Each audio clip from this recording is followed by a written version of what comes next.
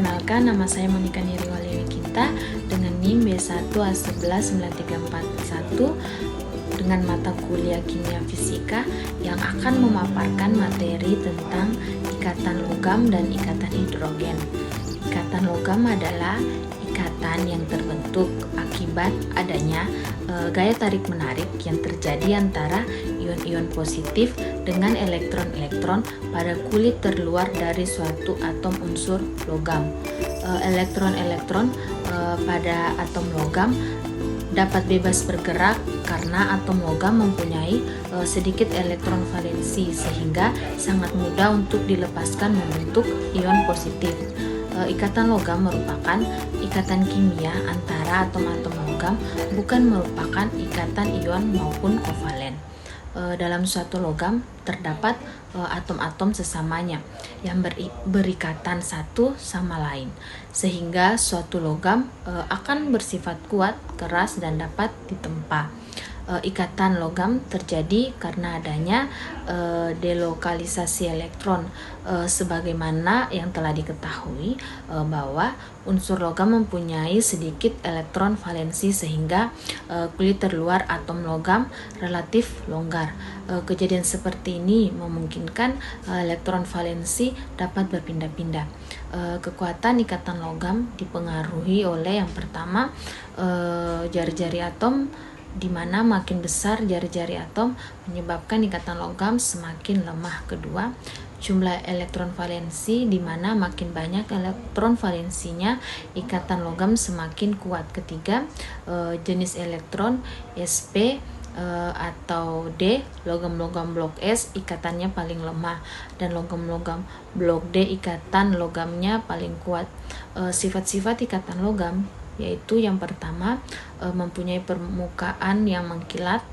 Menurut teori Drude-Lorentz, jika cahaya tampak visible jatuh pada permukaan logam, sebagian elektron valensi logam akan tereksitasi. Ketika elektron yang tereksitasi itu kembali keadaan dasar, akan disertai pembebasan energi dalam bentuk cahaya atau kilap. Peristiwa inilah yang menimbulkan sifat mengkilap pada permukaan logam. Kedua, penghantar listrik yang baik atau konduktor.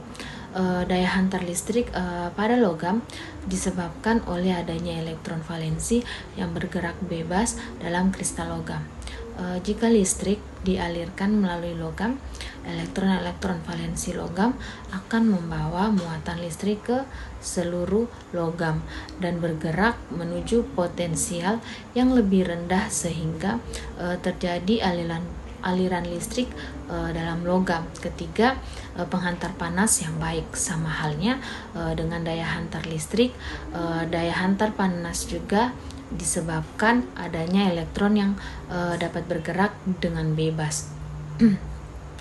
Jika bagian tertentu dipanaskan, maka elektron-elektron pada bagian logam tersebut akan menerima sejumlah energi, sehingga energi kinetis atau energi yang dimiliki suatu partikel karena gerakannya bertambah yang membuat gerakannya makin cepat. Elektron-elektron yang bergerak cepat tersebut menyerahkan sebagian energi kinetisnya kepada elektron lain, sehingga seluruh bagian logam menjadi panas dan naik suhunya. Keempat, dapat ditempa, dibengkokkan, dan ditarik. Logam bersifat lentur atau mudah ditempa, dibengkokkan, tetapi tidak mudah patah seperti pada contoh paperclip. Karakteristik ini dapat terjadi karena ion positif bersifat kaku atau diam di tempat, sedangkan elektron valensi logam bergerak bebas. Jika logam ditempa atau dibengkokkan, akan terjadi pergeseran kation-kation, tetapi pergeseran ini tidak menyebabkan patah karena selalu dikelilingi oleh lautan elektron. Kelima, berupa padatan pada suhu ruang.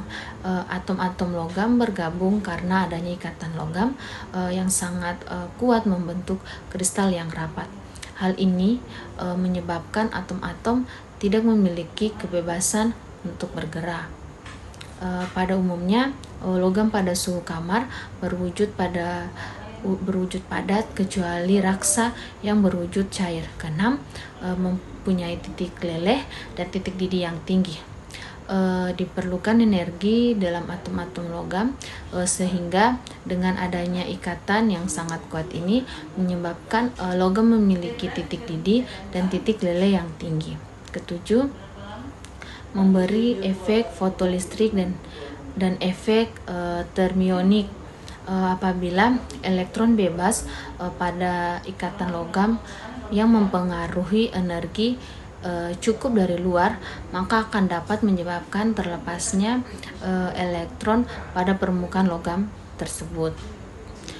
Jika energi yang datang berasal dari berkas cahaya, maka disebut efek fotolistrik. Tetapi jika dari pemanasan, maka disebut efek termionik.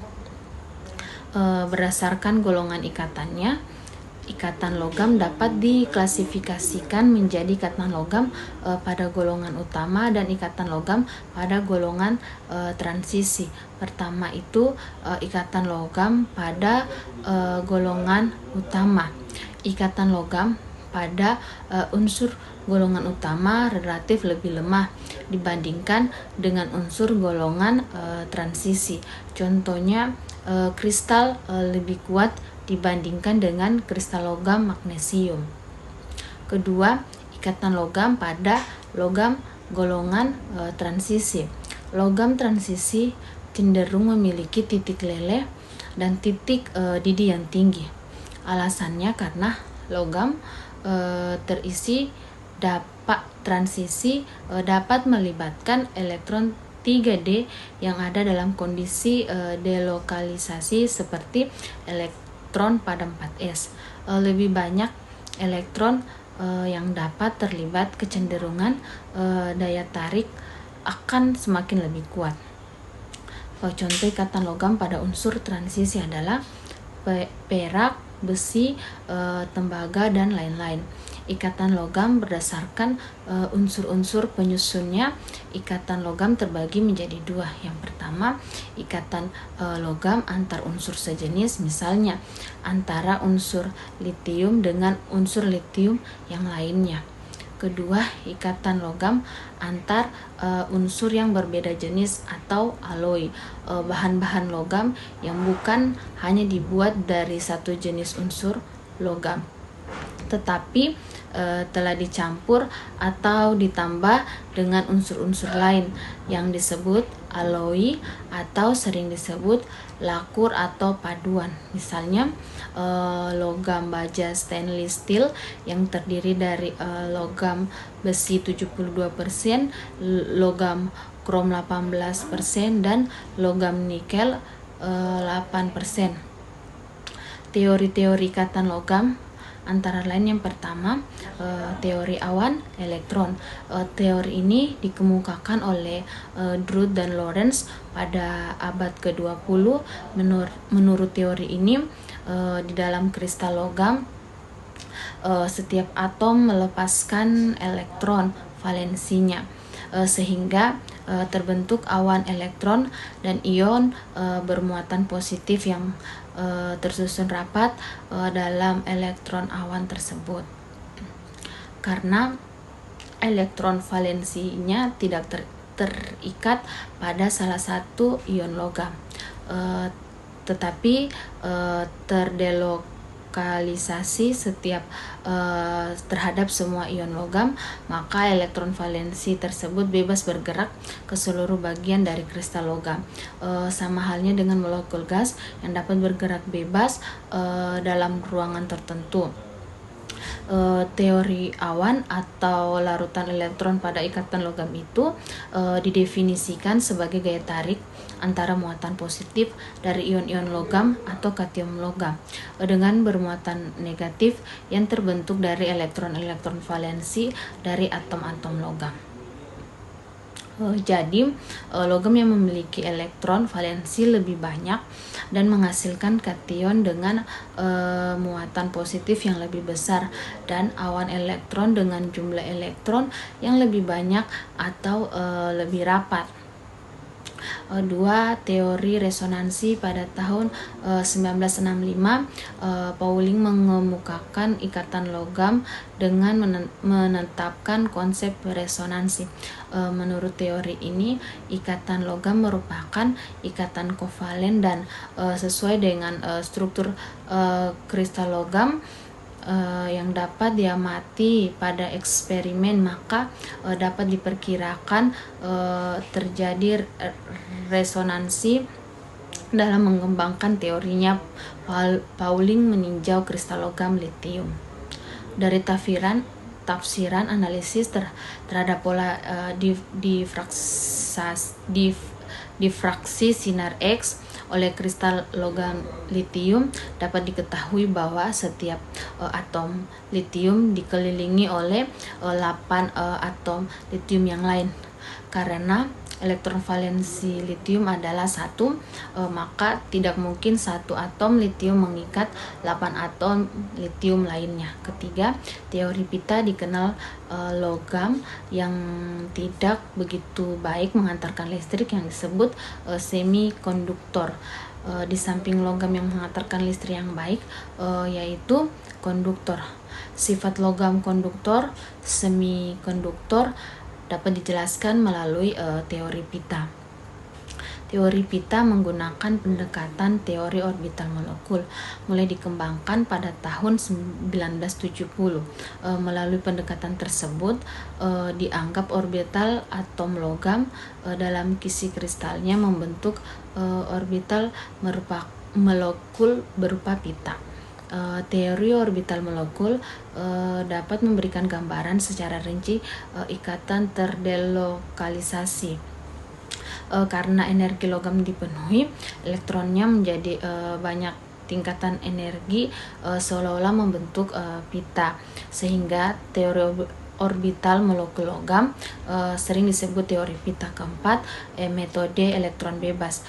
Pada tahap awal perkembangan teori logam, terutama karena adanya sifat mengantar listrik, yang telah disarankan suatu model ikatan logam yang didasarkan pada adanya ikatan logam bebas dalam larik beraturan ion logam positif.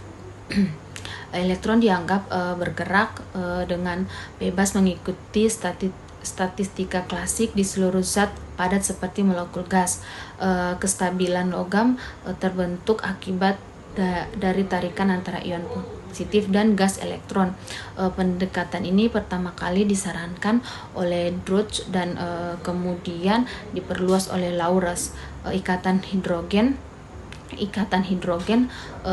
merupakan ikatan antar molekul yang memiliki atom H yang terikat pada atom yang memiliki keelektronegatifan yang tinggi. Ikatan hidrogen mempengaruhi titik didih suatu senyawa. Semakin besar ikatan hidrogennya, semakin tinggi titik tinggi didihnya. Ikatan hidrogen juga dapat didefinisikan sebagai jenis gaya tarik antar molekul yang terjadi antara dua muatan listrik parsial dengan polaritas yang berlawanan. Namun khusus pada air terjadi dua ikatan hidrogen pada tiap molekulnya.